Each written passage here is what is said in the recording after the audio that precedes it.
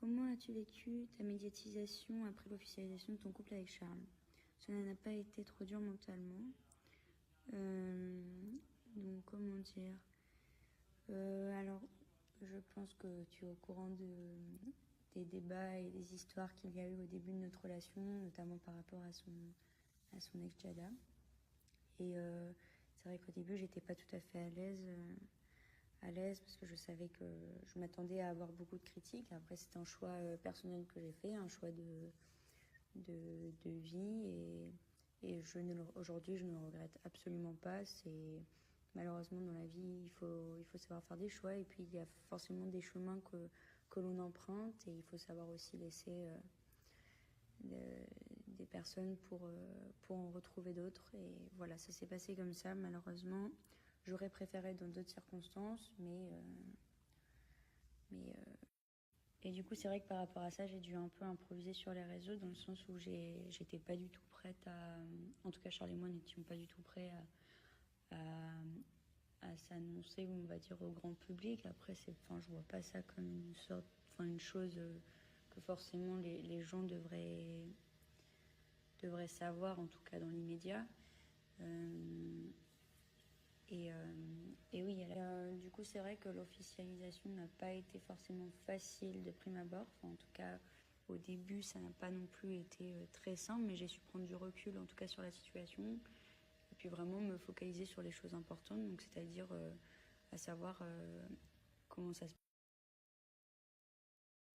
à savoir me focaliser sur ma relation avec Charles et puis voir si on était réellement heureux ou en tout cas voilà, le début de relation avec Charles. Donc voilà. Non, après c'est allé très vite, donc les commentaires négatifs se sont estompés petit à petit, après des mois quand même. Mais oui, c'est vrai qu'il y a des jours où ça me touchait, mais en même temps je me disais il faut pas que tu sois touché par ça parce que ce sont des gens que tu ne connais pas, ce sont des gens qui n'ont aucun jugement à avoir sur ta vie. En tout cas, s'ils les ont, ils peuvent les dire, mais il faut pas que moi ça me touche pour autant. Donc voilà, et puis aujourd'hui, je le vis très bien. J'ai une petite communauté qui se forme. Après, je me considère pas du tout comme une personne notable ou quelqu'un qui doit avoir de la notoriété. Au contraire, je pense que ça ne devrait pas exister. Mais bon, ça me fait quand même plaisir, on va pas se cacher. Alors, je vais passer à la deuxième question. Tu as récemment créé ta propre marque Synart. Comment t'es devenue l'idée d'un tel concept autour du dessin et de la peinture?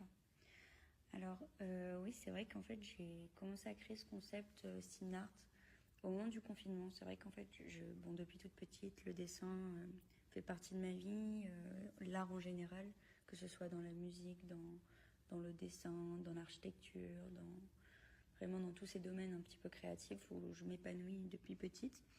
Et en fait, du coup, pendant le confinement, c'est vrai que j'ai eu le temps de me ressourcer. Bon, j'avais mes études d'architecture, mais en parallèle, j'ai réussi aussi à trouver un petit terrain de créatif, notamment donc avec ces dessins que j'ai commencé à créer. Et je me suis dit, pourquoi pas les mettre à profit, les mettre en relation avec des objets qui peuvent me correspondre aussi de la vie quotidienne, comme des petites pochettes, des coques de téléphone, enfin vraiment des petits accessoires, et venir jouer avec ces dessins. Et donc c'est un peu parti comme ça, de là, donc pendant la période de confinement, où je me suis dit, voilà, essaie de faire quelque chose, essaie de créer quelque chose, essaie de te rendre utile pendant cette période et essaie de te créer des histoires par rapport à des sujets qui te touchent, donc par exemple la femme, ou bien des choses beaucoup plus abstraites dans plusieurs de mes dessins. Puis ensuite j'ai essayé de faire une petite collaboration avec Zari. Donc voilà, en fait c'était vraiment une petite échelle que je voulais toucher, pas non plus quelque chose de trop gros, d'international. Et de base je pensais que ce serait juste temporaire, donc quelque chose vraiment pendant le confinement. Moi je m'amuse à faire ça, puis les gens s'ils aiment ou ils aiment pas, tant mieux ou tant pis. Mais voilà, c'était vraiment pas dans une optique de croître ça de plus en plus.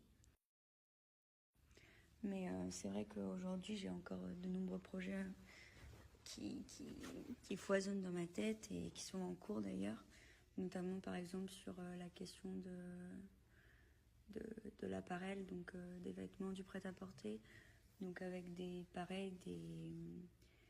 des vêtements que je porte dans la vie de tous les jours et qui aussi correspondent à la catégorie jeunesse, on va dire, en tout cas entre les 15 ans et les 30 ans, quoi. Enfin, en tout cas, ce qui me correspond.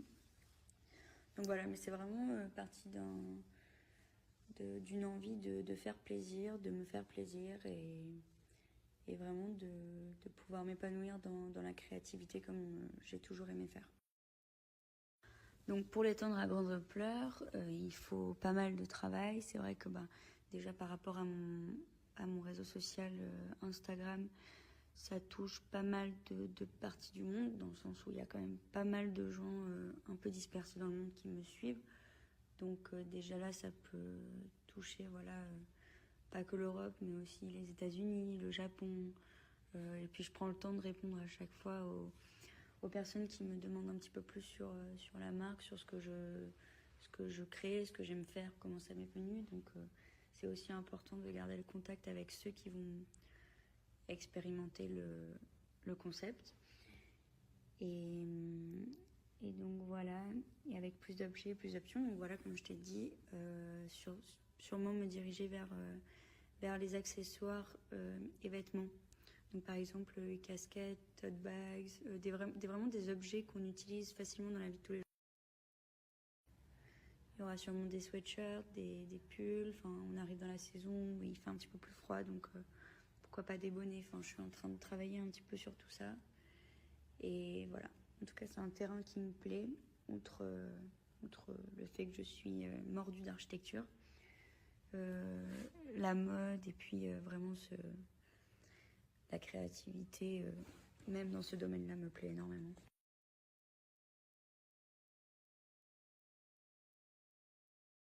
Donc voilà, projet de prévu, donc cette marque-là de vêtements qui portera sûrement le même nom, des accessoires, mais plus axé sur l'appareil. Sinon, oui, j'ai d'autres projets, je peux pas encore en parler maintenant. Et alors oui, ce n'est pas trop difficile de combiner les études, la gestion de la marque et la relation avec Charles. Alors c'est vrai que c'est une véritable organisation et le planning que je dois me faire toutes les semaines. Parce que c'est vrai que ce sont Bon, Charles, bien sûr, c'est une évidence que je fais tout pour qu'on puisse se voir un maximum. Et lui aussi, d'ailleurs, il fait tout. Donc ça, c'est vraiment quelque chose qui nous permet en fait de faire marcher notre relation. Donc c'est très important. Et après, par rapport aux études... Et oui, donc après, en termes comment on a dit, pardon, de gestion, oui, de la marque, de combiner les études avec, c'est vrai que c'est pas facile, mais c'est une organisation à trouver, un mode un peu de vie à trouver également. Donc je fais des concessions, et puis voilà, j'essaie de m'organiser au mieux pour pouvoir un peu me diversifier dans la marque, et puis également continuer mes études d'architecte qui est à terme le métier que je veux faire. Donc, et ça, je le mettrai jamais de côté, ça c'est sûr. Après, avec Charles, nous, on arrive vraiment à trouver un équilibre entre les courses, moi à l'école, on arrive à vraiment s'organiser comme il faut. Ah, parfait, ça, j'ai devancé l'autre question, donc ça me mène directement à ça. Souhaites-tu être architecte? Toujours être architecte, bien sûr, c'est mon objectif professionnel, c'est être architecte, avoir mon cabinet dans un second temps. Après, c'est vrai que j'aimerais aussi que ma marque prenne de l'ampleur, mais pour ça, il me faut vraiment du temps, et je pense que ça prendra plusieurs années en tout cas, parce que c'est vrai qu'à un moment donné, là, je suis en master et j'ai encore 2 ans à faire en master. Et c'est vrai que j'ai vraiment envie de ne pas bâcler ces 2 années. Donc, le projet de marque fait partie de mes projets personnels que je veux également accomplir et développer pendant ces 2 ans. Mais c'est vrai qu'à terme, donc, je veux être architecte et avoir en parallèle, bien sûr, le développement de ma marque. Comment ai-je vécu mon confinement? Très bien, j'étais très contente de rester à Monaco, auprès de mes proches, de Charles. C'est vrai que c'était un moment pour moi de me reconcentrer sur les choses essentielles, tant dans mes relations avec les autres ou même sur moi. Donc, comme je t'ai dit, avec l'art, le dessin, ce sont des choses que j'ai pu retravailler, que j'ai pu refaire. Et sans cette période, j'aurais jamais pu créer tout ce que j'ai créé et réfléchir à tant de sujets qui m'habitent encore aujourd'hui. Donc c'est vrai que le confinement, moi je l'ai vécu d'une plutôt bonne manière, on va dire. Et puis Monaco, c'est vrai que c'est mon pays, donc c'est vrai que j'étais tellement contente de rentrer pendant cette période, même si elle a été très longue. J'étais très contente de... Oula, il y a eu un crash là.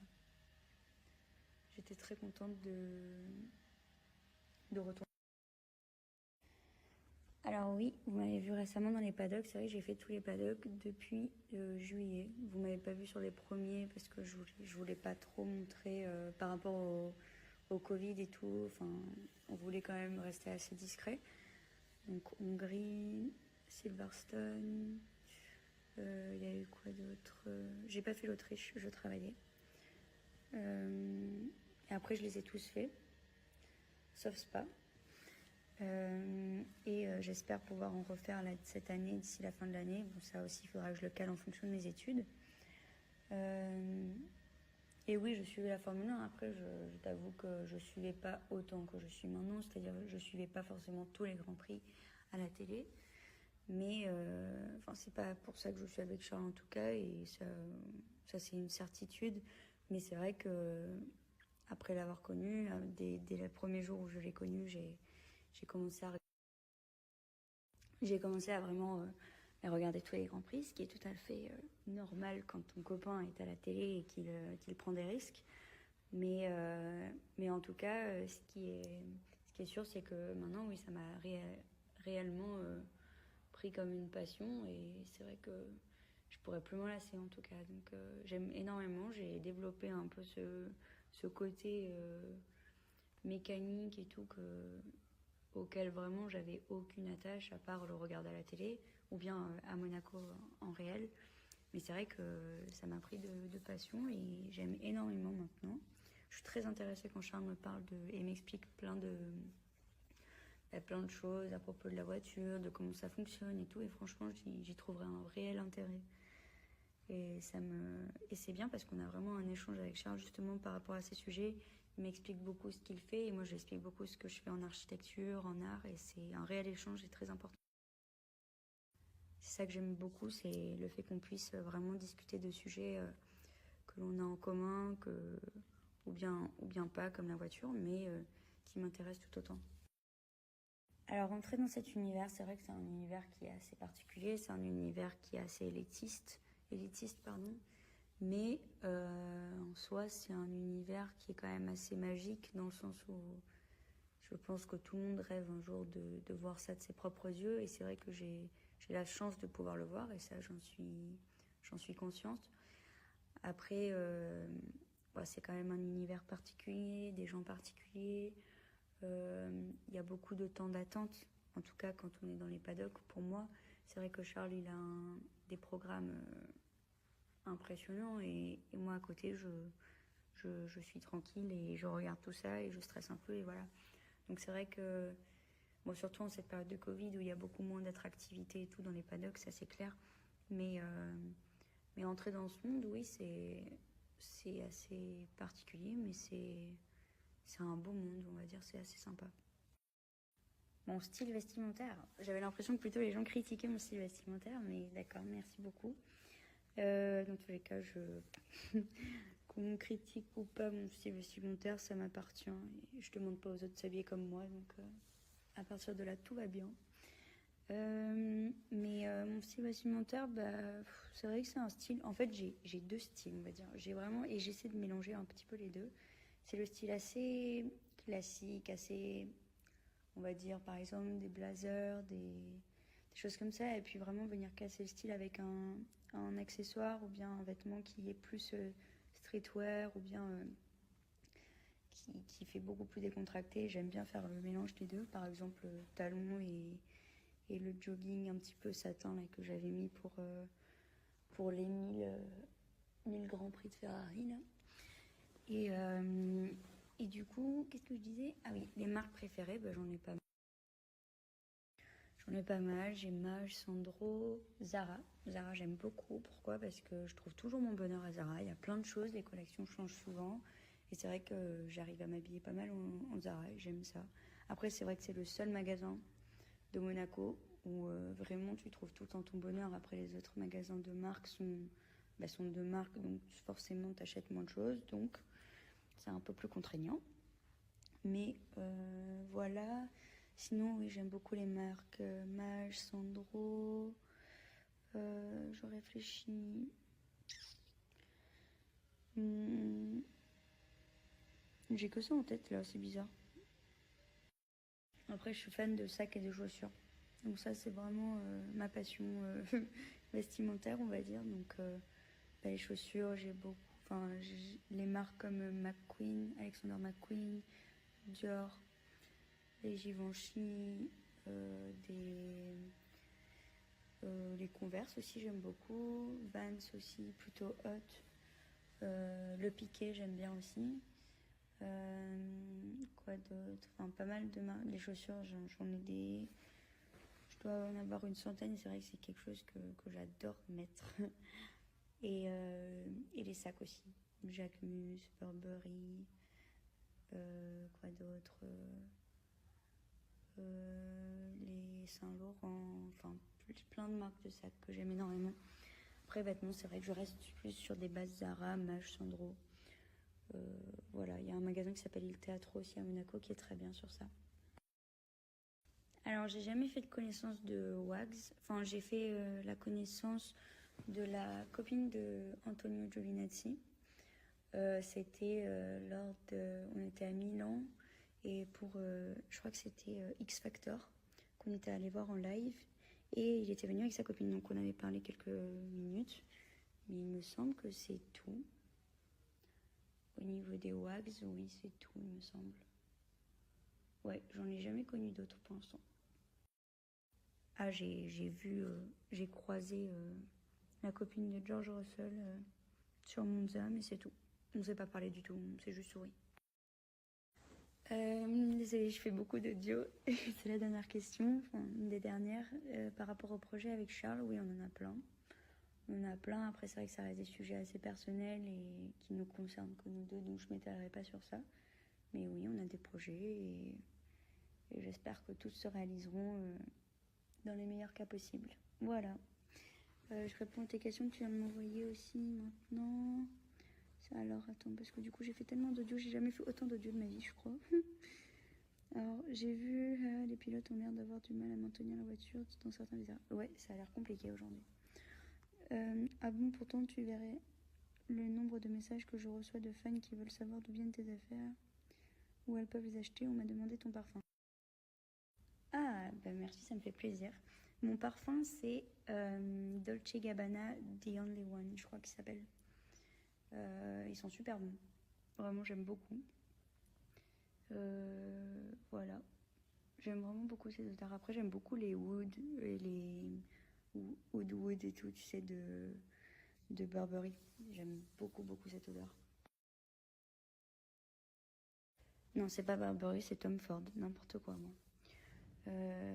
Ouais, non, de Tom Ford. Les wood. Et voilà. Et les Louis Vuitton aussi sont super bons. Les Giorgio Armani d'ailleurs aussi. Mais ça, c'est pas ce sont pas mes parfums. Mais j'aime beaucoup les sentir et occasionnellement les porter. Voilà, j'espère avoir répondu à toutes tes questions. Merci de faire ces petites interviews. En vrai, c'est assez sympa, je trouve, à faire. Tes questions étaient assez pertinentes, donc ça aussi c'est sympa et puis j'ai eu plaisir à répondre. Donc voilà, n'hésite pas si tu as d'autres questions ou quoi auxquelles je peux répondre. Et encore une fois, désolée, j'ai tellement de... C'est un peu l'inconvénient d'avoir de plus en plus d'abonnés parce que j'ai de plus en plus de messages et c'est vrai que malheureusement j'ai du mal à répondre à tout et c'est pas une volonté, c'est vraiment que j'arrive plus à retrouver les messages euh, de personnes qui m'en envoient et qui ont enfin par exemple comme toi là qui voulait absolument qui voulait faire une interview avec toi et que je t'ai dit oui. Avec moi, pardon, et je t'avais répondu oui. C'est vrai que j'ai pas vu ton message après.